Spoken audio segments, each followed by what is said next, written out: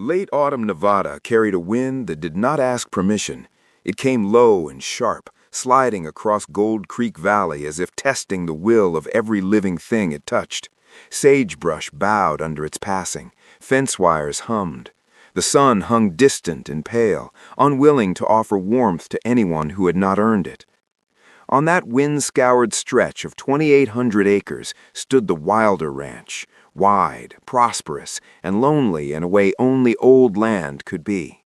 The house at its center had been built to endure weather and time, but not the absence of a woman's presence. That absence had settled there 20 years earlier, the day August Wilder's mother died, giving birth to the youngest son. August was 5, too young to understand death, old enough to feel the change. After that day, laughter left the house the way summer rain left Nevada, rarely and never long enough to matter. August grew up beneath that silence. His father, Luther Wilder, hardened into a man of short sentences and longer stares. The meals grew quieter. Shirts went unmended. Boots stayed scuffed. The smell of horsehide, stove smoke, sweat, and red dust became the permanent scent of life. The Wilder boys were raised the Western way: speak little, work hard, endure cold, endure hardship, endure each other without complaint. Rowan, 19, still tried to bend the silence when he could. His humor came quick, sharp, and often faded as soon as it surfaced. Caleb, 16, carried restless energy, forever moving, forever loud enough to remind the house that youth still lived there. August, at 25, was nothing like either of them. He was steady. He worked slower, but cleaner, thought longer, watched more than he spoke. Where Rowan joked and Caleb bristled, August absorbed. His father once said the eldest had taken the family's silence and made it his own, not out of fear, but out of habit. That afternoon, the sun washed the land in a thin silver light, flattening shadows and sharpening edges. Luther Wilder set down his hammer near the half-finished fence and studied his eldest son with the look of a man standing at the edge of a decision he had delayed too long. "You plan to live like this till the end?" Luther asked. The words carried no anger, just weight. August looked up from the fence post he was setting. The post stood straight and stubborn in the ground, holding tension without complaint. He understood the comparison without it being spoken. "Like what, Pa? Like the land, like the post, stuck in place, carrying the load, needing no one." August said nothing. Luther stepped closer, boots crunching against dry earth. His eyes, worn by decades of wind and loss, searched August's face as if measuring the future against those broad shoulders. "I don't want you dying alone like this land. Not everyone's born knowing how to love, but everyone's meant to learn. Your ma said that." The words fell softer than expected, heavier too. August swallowed. He had no answer ready, and his father didn't wait for one. 2 weeks later, on the road back from Silver Bend, Luther spoke as calmly as if announcing a routine purchase. "I found you a wife." August stopped. The wind tugged at his coat. The horses shifted behind them. "Nia Carter, daughter of Margaret Carter, 20, mild-mannered, good in the kitchen. You'll meet her after Sunday service." August's chest tightened, not with anger, but with a sudden sense of ground cracking beneath him without warning. "You did that without asking me?" August asked, his voice low.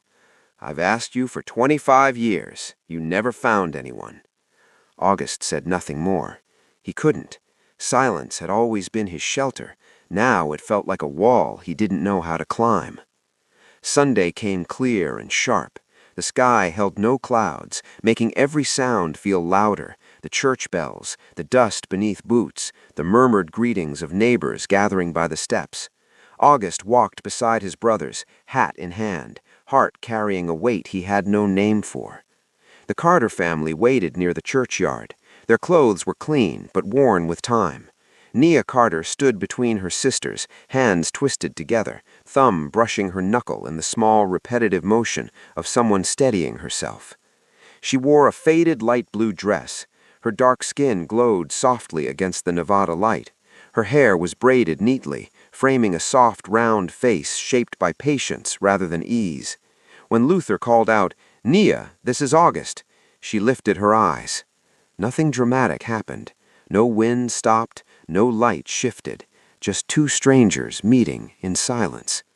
Her eyes were dark, clear, and watchful, eyes that belonged to someone who had learned to stand still before uncertainty. Beneath that reserve lay a quiet beauty, the kind born from endurance rather than attention. August felt something tighten in his chest, sudden and unfamiliar, as if a rope had been drawn around his heart. "Pleased to meet you," he said, voice rough with disuse. Nia dipped her head slightly. "Yes, and for me as well." Their words were simple. The moment was not. Family spoke. Decisions settled without ceremony.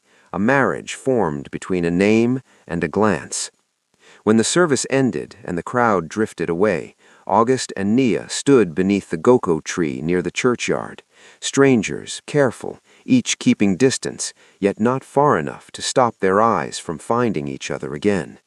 That second glance, narrow as light through a shutter, opened something neither of them understood yet. A long road, and neither knew the shape of it, only that something had begun to move. Early winter arrived in Nevada without ceremony. The air carried a pale yellow light, warm enough to hold the wind back for an hour or two, but never enough to soften it. Gold Creek Church stood small and weathered beneath that sky, its wooden walls bearing the marks of years that had passed without asking permission. Inside, a narrow beam of light filtered through the tall windows and fell across the floor in long, uneven streaks, like hurried stitches sewn into the earth. It was in that quiet place that August Wilder and Nia Carter stood side by side, preparing to step into a life neither could picture. There was no choir, no decorations worth naming, only the pastor's calm voice, a worn Bible resting on the table, and the restrained coughs of a few gathered witnesses. The wedding was so quiet, one could hear the soft scuff of a misplaced boot against the wooden floor. Nia stood to August's left. Her hands were clasped tightly in front of her, fingers laced until her knuckles turned pale. Her eyes stayed fixed on the Bible, as if it were the only solid thing in the room. Each time the pastor paused, she startled slightly, the question that would bind her life to a stranger dropping into her chest like a stone. August stood upright, shoulders broad beneath his coat, his face set in a stern line that gave nothing away. It was difficult to tell whether he was tense or simply holding himself steady for both of them. His entire life had taught him how to brace against wind, against loss, against anything that might unsettle him. Now he braced against something far more unfamiliar.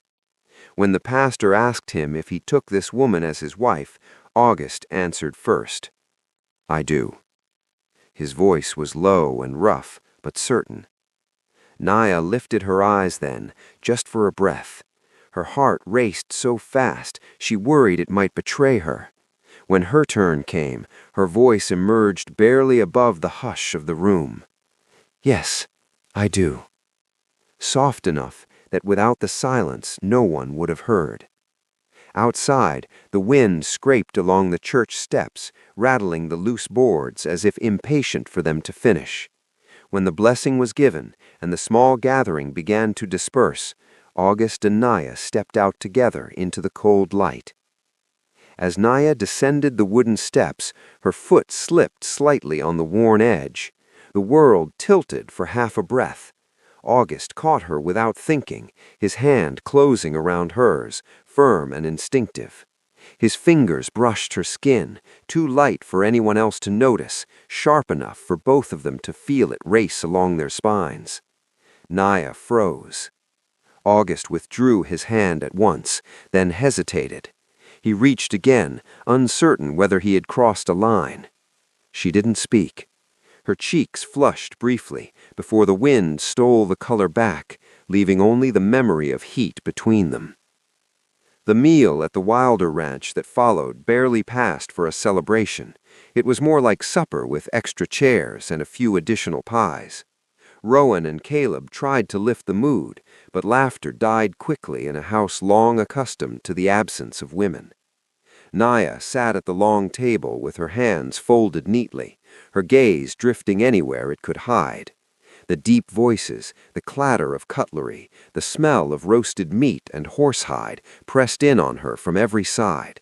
She felt very far from the small, crowded home she had shared with her sisters, where mornings had begun with humming and warmth.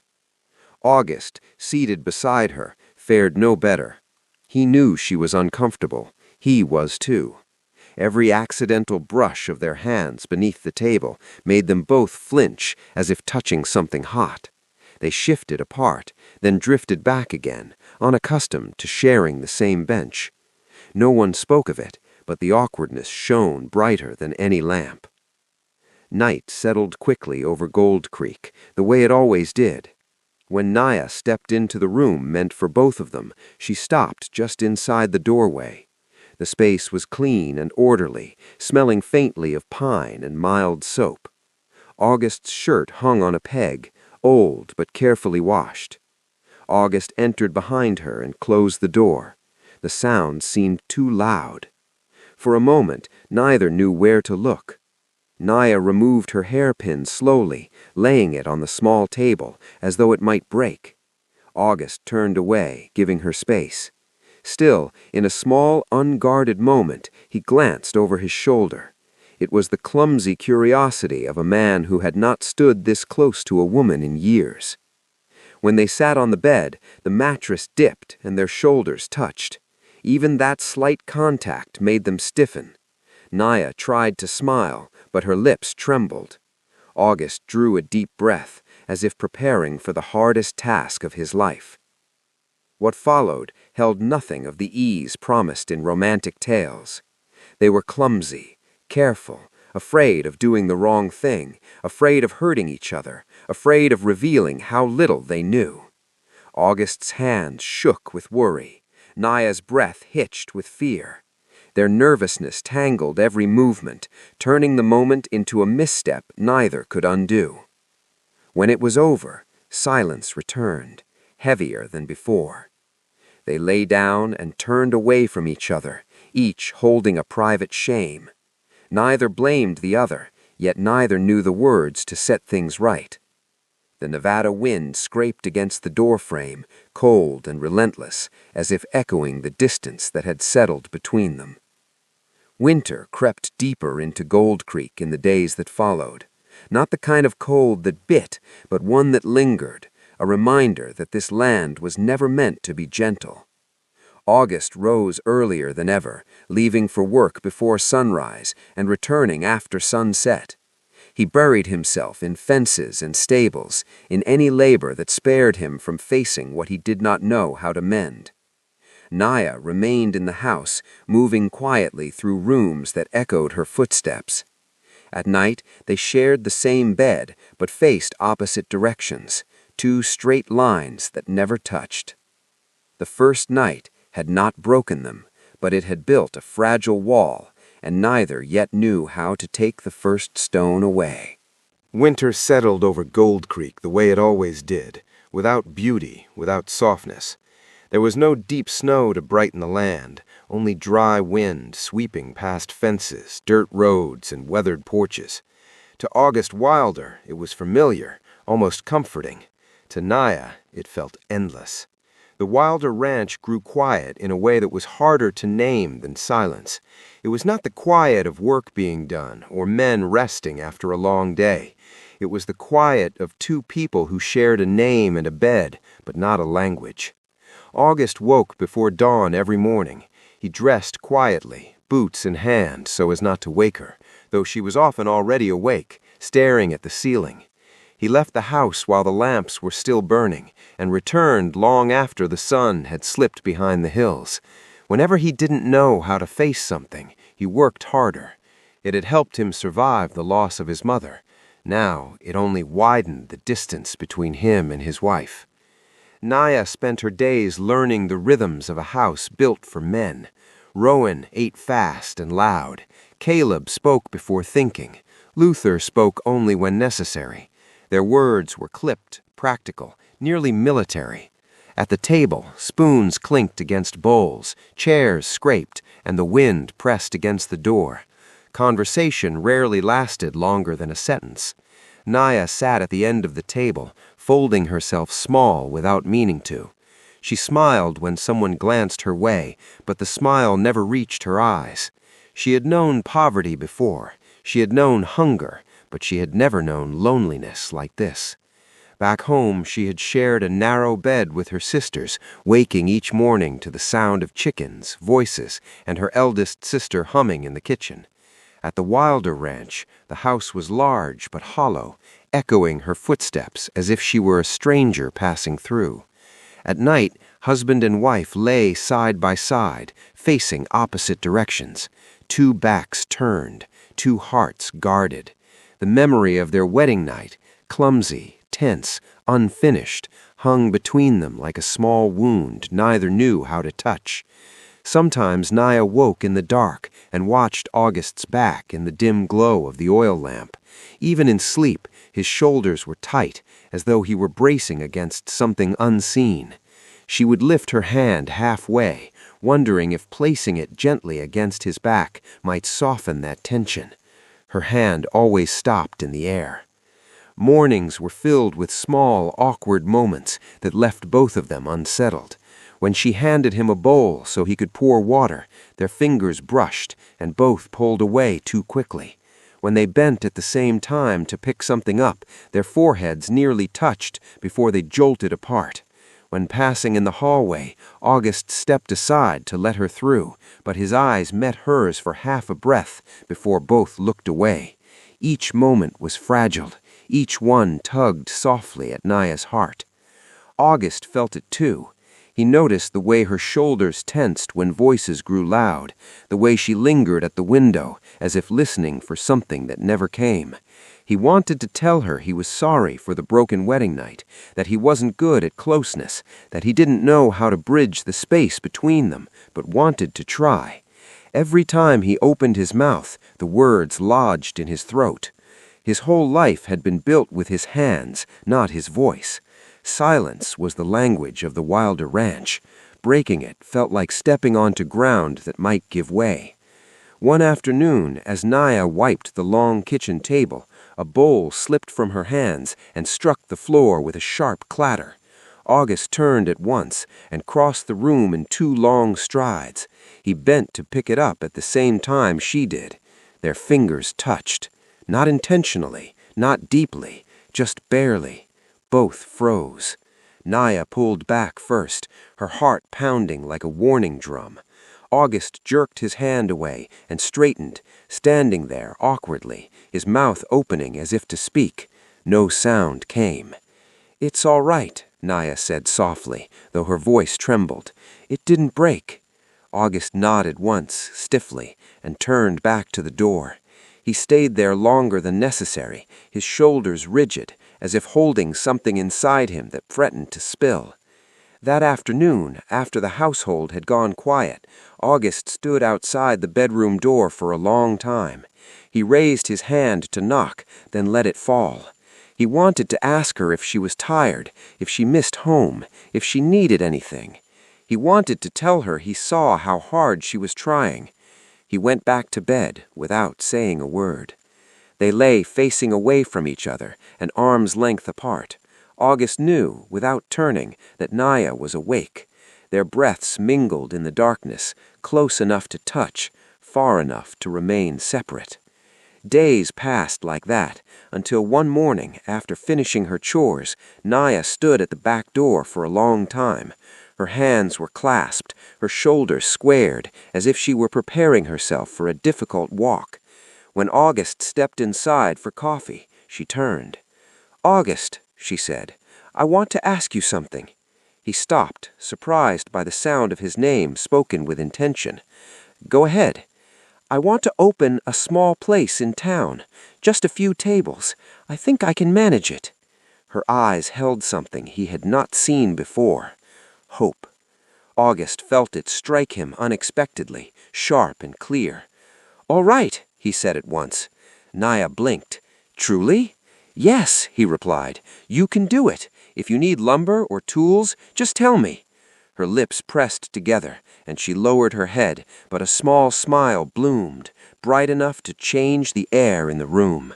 For the first time since their wedding night, the silence between them shifted. Not gone, but thinner. Something had begun to move. Gold Creek changed the day Naya's sign went up. It was nothing grand, just a hand-painted board nailed carefully above a narrow storefront between the blacksmith and the post office. Naya's Table, it read in simple lettering. Still, the small building felt warmer than anything on the street. Warmth had a way of spreading when people didn't expect it. August and his brothers had worked on the place for weeks.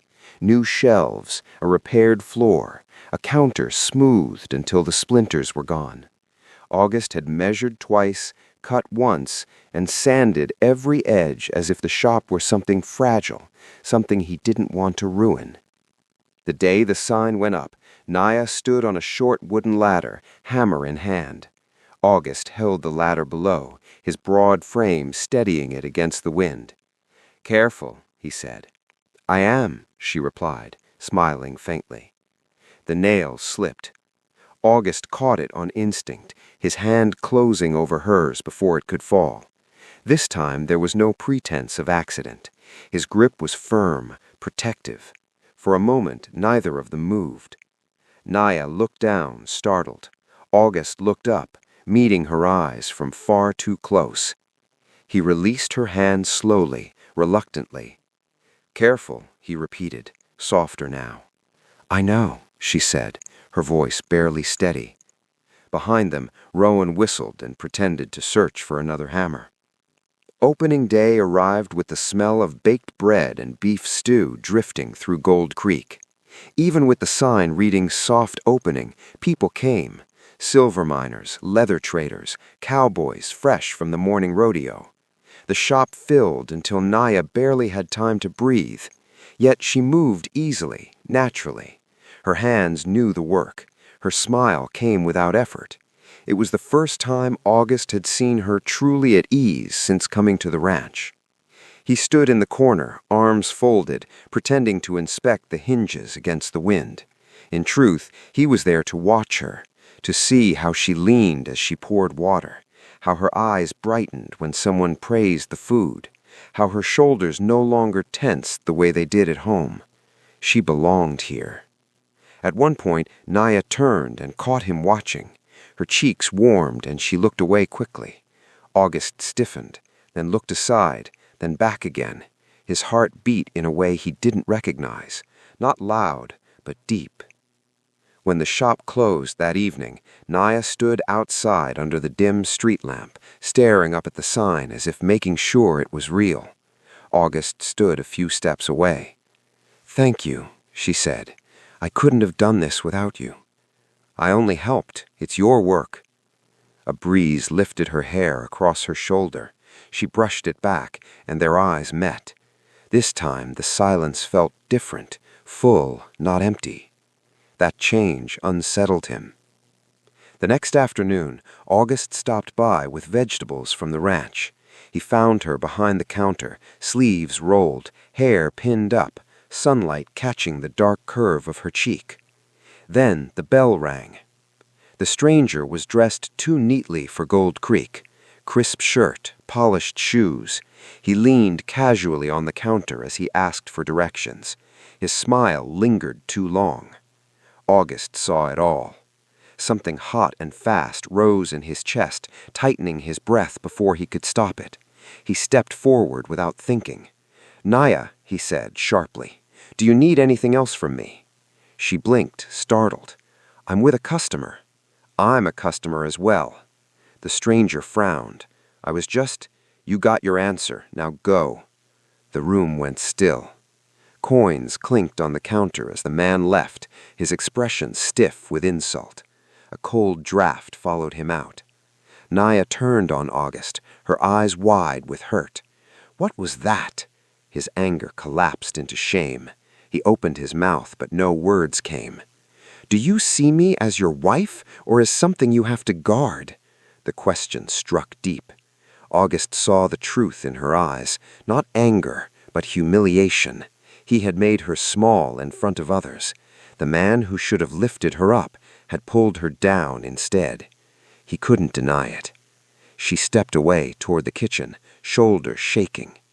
That evening, August found Luther on the porch, staring out at the land as though speaking to the past. You're just like I was, thinking silence hides fear. What fear? Asked August. Loving someone enough to lose them. The words cracked something open. Night fell. Naya moved quietly in the kitchen, avoiding Hugh's eyes. August stood in the doorway for a long time before speaking. I'm sorry. For the shop. For everything. She didn't turn. I don't want to be a burden, she whispered. You're not, he said, his voice breaking. I just don't know how to love right. But losing you... He stopped, breath catching. That scares me more than anything. Naya turned slowly. She stepped closer and lifted her hand, touching his cheek. You don't need me perfect, she said. Just honest. August pulled her into his arms then, no hesitation, no fear. The wall between them cracked at last. And for the first time, they stood together without distance. The wind eased that night, as if Nevada itself had decided to listen. Inside the Wilder house, lamplight glowed softer than it ever had before, catching on the worn edges of the table and the clean lines of the floor August had scrubbed earlier without knowing why. The house did not change all at once. It never did, but something in its breath shifted. August and Nia stood in the kitchen for a long moment after he pulled her into his arms. The embrace was not fierce or hurried. It was careful, deliberate, as if both were learning the weight of each other for the first time. August held her as a man holds something precious he has nearly lost, steady, unsure, unwilling to let go. Nia rested her forehead against his chest. She could hear his heartbeat, strong but uneven, betraying the fear and tenderness he had hidden for so long. Her hands slid slowly around his back, feeling the solid truth of him there. I don't want to be afraid anymore, she whispered. I don't know how not to be, August replied, his voice low. But I know I want to try, with you. That was enough. They moved toward the bedroom together, not as strangers forced by obligation, but as two people choosing the same path. The room felt different now, less like a place of failure and more like a space waiting to be filled correctly. August paused at the doorway, as if giving her one last chance to turn away. Nia did not hesitate. She stepped inside and set her hand against his arm, grounding him. This time, there was no rush. August touched her slowly, learning the language of her breath, the way her shoulders relaxed when his hand rested there, the way her body softened when she realized she did not need to brace herself. Nia guided him with quiet words and gentle touches, teaching him without embarrassment, without fear. They found a rhythm not born of urgency, but of patience. When they finally came together, it was careful, respectful, unhurried. Nia tightened her hold, not from pain, but from trust. August pressed his forehead to hers, breathing her in as though memorizing the moment. I'm here. I'm not going anywhere, he whispered. For the first time since their wedding, there was no distance left between them. Morning came quietly. August woke before dawn out of habit, then stopped himself. Nia slept beside him, her breathing even, her hair spread across the pillow like the night lingering a little longer than usual. He lay still, afraid that moving might break something delicate. When she stirred and opened her eyes, she startled slightly, then smiled. You're up early, she said. I was looking at you, August admitted, the words leaving him before he could stop them. Nia's smile deepened, warm and unguarded. Something settled firmly in August's chest, like a piece finally fitting where it belonged. The days that followed were not suddenly perfect, they were simply honest. August spoke more, though his words still came slow. Nia listened without pressing, without filling the silence for him. Touches once avoided became small bridges, a hand resting briefly on his back as she passed, his fingers brushing her hair behind her ear without thinking. At supper, laughter lingered longer than before. Rowan noticed first, nudging Caleb and whispering something that made them both grin. August heard it and flushed, but he did not retreat. Nia's table continued to thrive. August visited often, no longer pretending he was there for hinges or shelves. He watched her with open pride now, unashamed of the way his eyes followed her movements. One evening, as they rode back to the ranch beneath a pale sky, August spoke without prompting. "Are you happy here?" he asked. Nia considered the question carefully. "I am. In town, at home, with you." August nodded, gripping the reins tighter than necessary, as if steadying himself against joy arriving too quickly. Winter gave way to early spring. The land remained dry, but the air softened. One morning, Nia stood on the porch longer than usual, her hand resting lightly against her stomach, her breath uneven. When August returned from the fence line, he saw her standing there, eyes deep with something larger than fear. "Nia," he said, "what's wrong?" She looked up, her smile trembling. She took his hand and placed it gently where her heartbeat raced beneath her palm. "I think I'm carrying a baby." The world stilled. August's breath caught, sharp and sudden. He stared at her, then at his hand, as if the truth might vanish if he moved too fast. "Truly?" he asked, his voice breaking. Nia nodded, tears bright in her eyes. August covered his face for a moment, shoulders shaking. When he looked up again, his eyes were wet, filled not with fear, but with happiness so strong it frightened him. He pulled her close, holding her tightly, his heart pounding hard enough for both of them to feel. "Thank you," he whispered into her hair, "for choosing me, for staying."